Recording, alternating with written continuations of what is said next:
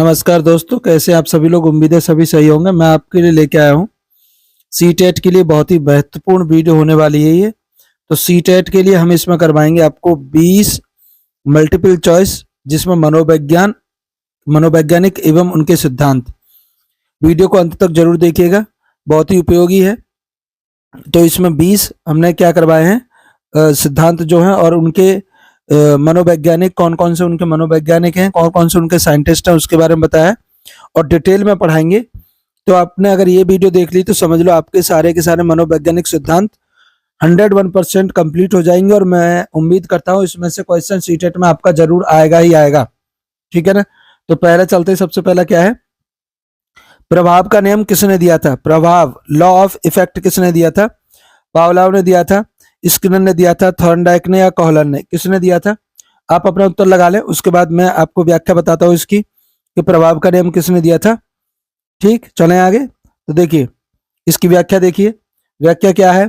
प्रभाव का नियम अधिगम लर्निंग एक प्रमुख सिद्धांत है जिसे एडवर्ड एल थॉर्नडाइक ने प्रतिपादित किया था। किसने किया था। थॉर्नडाइक ने किया था। यह सिद्धांत बताता है कि जिस व्यवहार से सुखद परिणाम मिलते हैं, जिसके परिणाम कैसे होंगे, सुखद होंगे, वह व्यवहार दोहराया जाएगा। और जिस व्यवहार से परिणाम कष्टदायी होते हैं वह धीरे धीरे क्या हो जाता है, समाप्त हो जाता है। तो ध्यान रखना है, प्रभाव का नियम है। याद करने का तरीका यह है कि जिसका प्रभाव हम पर सबसे ज्यादा होगा, है ना, तो उसे हम दोबारा दोबारा करेंगे, और जिसका प्रभाव हम पर कम होगा या नेगेटिव होगा उसे हम दोहराएंगे नहीं। अगला चलते हैं, प्रश्न संख्या हमारे पास क्या है, 2। शास्त्रीय अनुबंधन सिद्धांत किससे संबंधित है। स्किनर से, पावलोव से, बंडूरा से या कोहलर से। तो शास्त्रीय अनुबंधन सिद्धांत, इसके लिए व्याख्या देखते हैं, आप अपना उत्तर लगा लीजिए। आगे चलें, व्याख्या क्या है सुनिए। शास्त्रीय अनुबंधन सिद्धांत अधिगम एक प्रमुख सिद्धांत है जिसे पावलोव ने क्या किया था, प्रतिपादित किया था। यह सिद्धांत बताता है कि प्राकृतिक स्वाभाविक उद्दीपक कहते हैं स्टिमुलस, जैसे कोई चीज होती है उसको हम देखकर जब स्टिमुलेट होते हैं तो उद्दीपक के साथ बार बार जुड़े होने पर तटस्थ उद्दीपक से भी वह प्रतिक्रिया उत्पन्न होने लगती है ना। इन्होंने कुत्ते पर एक्सपेरिमेंट किया था, घंटी बजाकर। जब वो घंटी बजाते थे, कुत्ते को खाना देते थे, बाद में खाना हटा दिया, घंटी बजाने पर भी कुत्ते के मुंह से लार आने लगी। तो इससे ये एक्सपेरिमेंट सिद्ध हो गया कि जो तटस्थ उद्दीपन होते हैं, जो नजदीकी उद्दीपन होते हैं, वो भी कभी कभी प्रतिक्रिया उत्पन्न करने लगते हैं। ठीक है ना। प्रश्न संख्या चलते हैं अगला, प्रश्न संख्या हमारे पास 3। देखो हर एक को यहाँ पे सारे सिद्धांत ही हैं। क्रियात्मक अनुबंधन किसने दिया। पावलोव ने दिया, थॉर्नडाइक ने दिया, स्किनर ने या फ्राइड ने। क्रियात्मक अनुबंधन, तो क्रियात्मक अनुबंधन किसने दिया, इसके लिए सही व्याख्या क्या है। क्रियात्मक अनुबंधन अधिगम एक महत्वपूर्ण सिद्धांत है जिसे BF स्किनर ने दिया था।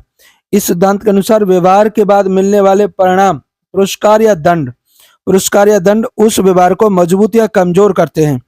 कोई आप काम करें, उसके लिए बहुत अच्छा पुरस्कार मिलेगा तो वो काम आप दोहराएंगे, और उसके लिए बहुत बुरा प्रभाव मिलेगा या पुरस्कार या दंड मिलेगा तो उस प्रक्रिया को आप नहीं दोहराएंगे।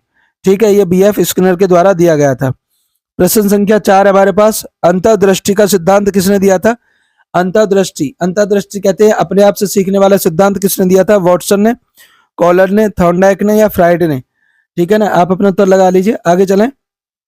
इसकी व्याख्या क्या है, व्याख्या देख लीजिए। अंतर्दृष्टि का सिद्धांत अधिगम एक महत्वपूर्ण सिद्धांत है जिसे किसने दिया था, वॉल्फगैंग कोहलर ने प्रतिपादित किया था। यह सिद्धांत बताता है कि सीखना अचानक समस्या की संपूर्ण समझ इनसाइड से होता है। मतलब जो भी हम सीखते हैं वो अपने अंदर से सीखते हैं, न केवल ट्रायल और एरर से। जब व्यक्ति समस्या के समग्र रूप को समझकर अचानक समाधान खोज लेता है उसे अंतर्दृष्टि अधिगम कहते हैं। यानी पूरी समस्या को समझकर जब वो कोई एक उसका समाधान ढूंढ लेगा उसे कहेंगे हम अंतर्दृष्टि अधिगम। प्रश्न संख्या 5, सामाजिक अधिगम सिद्धांत किसने दिया, किससे संबंधित है। सामाजिक अधिगम सिद्धांत किससे संबंधित है। पियाजे, बंडूरा, स्किनर और ब्रूनर, किसने दिया बताइए। तो इसका सही उत्तर हो जाएगा आपका अल्बर्ट बंडूरा ने अनुकरण द्वारा सीखने पर बल दिया। यह सिद्धांत के अनुसार व्यक्ति दूसरों को देखकर उनके व्यवहार का अनुकरण करके सीखता है। सीखने के लिए प्रत्यक्ष पुरस्कार या दंड की आवश्यकता नहीं होती है ना। अभी ऊपर वाले मॉडल में बताया था ना, दंड और पुरस्कार चाहिए, तो अल्बर्ट बंडूरा ने कहा कि इसके लिए दंड और पुरस्कार की आवश्यकता नहीं है, बल्कि मॉडल को भी देखकर अधिगम हो जाता है। बच्चा माता पिता या शिक्षक के व्यवहार को देखकर वैसा ही करने लगता है, टीवी या मोबाइल में देखे गए व्यवहार का अनुकरण करता है। ये किसने कहा था? बंडूरा ने कहा था, ध्यान रखना है।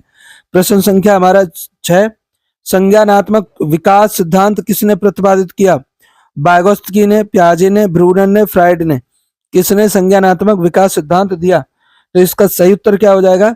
इसका सही उत्तर होगा जीन पियाजे ने विकास के 4 चरण बताए थे। किसने बताए थे? जीन पियाजे ने। संज्ञानात्मक विकास का प्रतिपादन जीन पियाजे ने दिया था। यह सिद्धांत बताता है कि बच्चे सोच, समझ एवं तर्क एवं समस्या समाधान क्षमता उम्र के साथ चरणबद्ध रूप से विकसित होती है। यानी बच्चे का विकास कैसे होगा? एक चरणबद्ध तरीके से होगा, ये कहा था जीन पियाजे ने। ऐसे ध्यान रखना है, जैसे प्याज में अलग अलग लेयर निकलती हैं, तो वैसे ही बच्चे में भी अलग अलग लेयर होती हैं, अलग अलग वो सीखेगा। ठीक है, प्रश्न संख्या चलते हैं। मनोविश्लेषण सिद्धांत किसने दिया था? मनोविश्लेषण सिद्धांत किसने दिया? स्किनर, पावलोव, फ्राइड और कॉलर।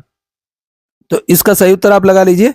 आगे चलते हैं, व्याख्या क्या है इसकी? व्याख्या देखिए, सिगमंड फ्राइड ने ईडी ईडी ईडी ऐसे करके ईडी ईगो सुपर ईगो का सिद्धांत दिया। मनोविश्लेषण सिद्धांत का प्रतिपादन सिगमंड फ्राइड ने किया था। यह सिद्धांत बताता है कि मानव व्यवहार का मूल कारण अवचेतन मन में छिपी हुई इच्छा, प्रवृत्ति या संघर्ष है। मतलब जो हमने बचपन में, जो हमारे मन में जो चीजें छुपी हुई हैं, जो हमारे दिमाग में अनकॉन्शियस माइंड में है, हम वही क्या करते हैं? व्यवहार में शो करते हैं।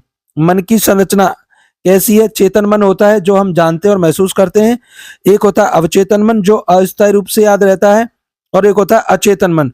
अचेतन मन के अंदर जो होगा वही हम करते हैं। ये किसने कहा था? सिगमंड फ्राइड ने कहा था।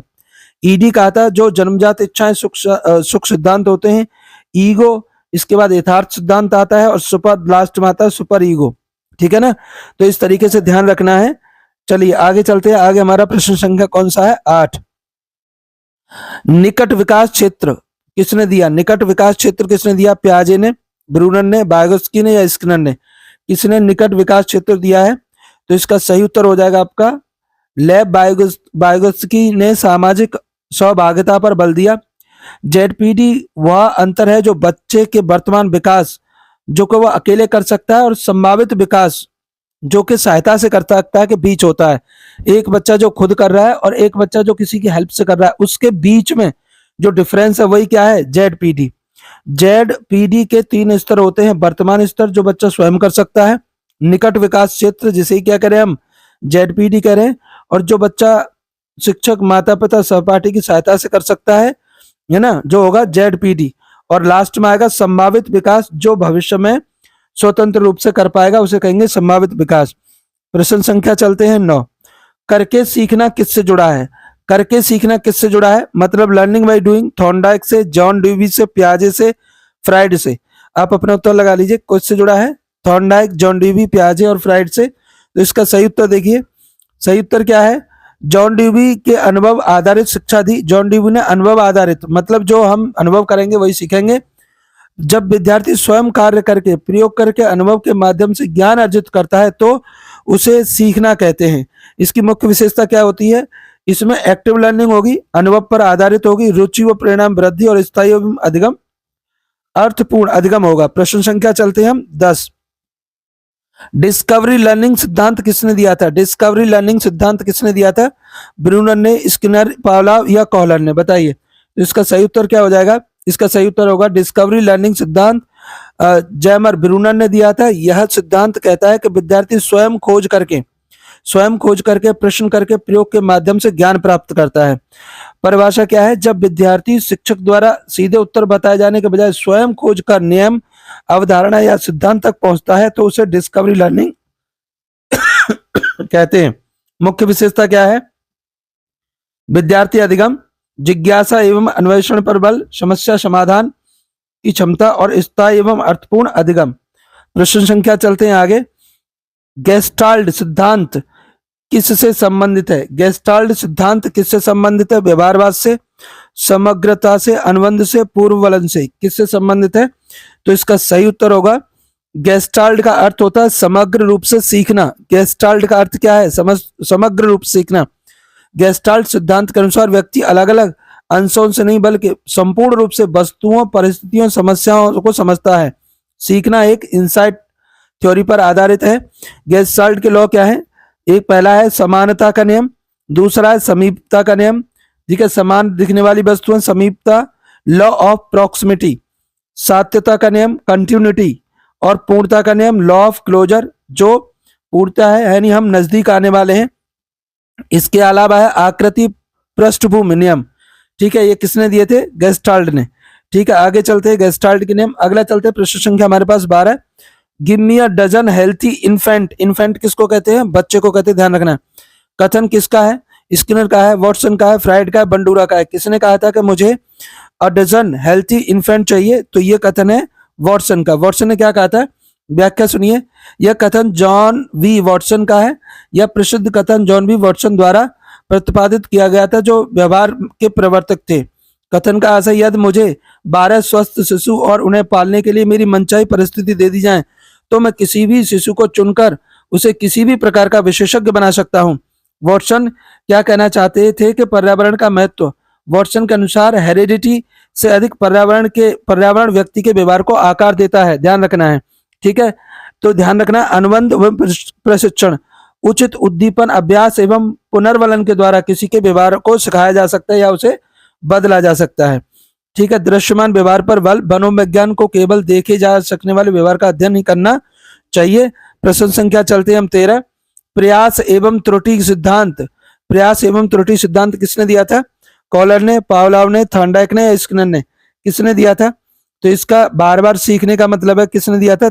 सी वाला है ना। सी का उत्तर क्या था हमारा? सी का उत्तर है थॉर्नडाइक। ठीक है ना, थॉर्नडाइक इसका सही उत्तर हो जाएगा। प्रश्न संख्या चलते हैं 14। रेनफोर्समेंट शब्द किससे जुड़ा है? रेनफोर्समेंट फ्राइड से जुड़ा है, स्किनर से जुड़ा है, पियाजे से जुड़ा है, कॉलर से जुड़ा है। इसका सही उत्तर है आपका बी। आप अपना उत्तर लगा लीजिए। सही उत्तर क्या है? B, Skinner. तो इन्होंने रेनफोर्समेंट के बारे में बात की थी। रेनफोर्समेंट के प्रकार, पुनर्वलन के प्रकार कौन कौन से होते हैं? एक होता है सकारात्मक और दूसरा होता है नकारात्मक। व्यवहार के बाद कोई सुखद वस्तु या अनुभव जुड़ जाता है तो उसे सकारात्मक बोलेंगे, यानी पुनर्वलन हमें सकारात्मक मिला है। इसका उद्देश्य क्या है? व्यवहार को बढ़ाना। जैसे सही उत्तर पर प्रशंसा, अच्छे अंक का इनाम, होमवर्क पूरा करना, ये सब क्या है? स्टार देना, ये एक सकारात्मक पुनर्वलन है। नकारात्मक है डांट देना, सीट बेल्ट लगाना या अलार्म बंद कर देना, ये सब क्या है? ये सब है आपके दंड देना व्यवहार को। तो ये चीज क्या है? नकारात्मक। तो बच्चे को कभी भी हमें नकारात्मक पुनर्वलन नहीं देना चाहिए। प्रश्न संख्या चलते 15। संज्ञानात्मक मनोविज्ञान किस बात पर बल देता है? संज्ञानात्मक मनोविज्ञान किस बात पर बल देता है? वाय व्यवहार पर, आंतरिक मानसिक प्रक्रिया पर, दंड पर या अनुकरण पर? किस पर बल देगा? तो चलिए जान लेते हैं। चलिए, इसकी व्याख्या क्या है? सोच, स्मृति, समझ पर जोर। संज्ञानात्मक मनोविज्ञान मानव के आंतरिक मानसिक प्रतिक्रिया पर बल देता है, जैसे सोचना, समझना, स्मृति, बोध, तर्क, समस्या समाधान।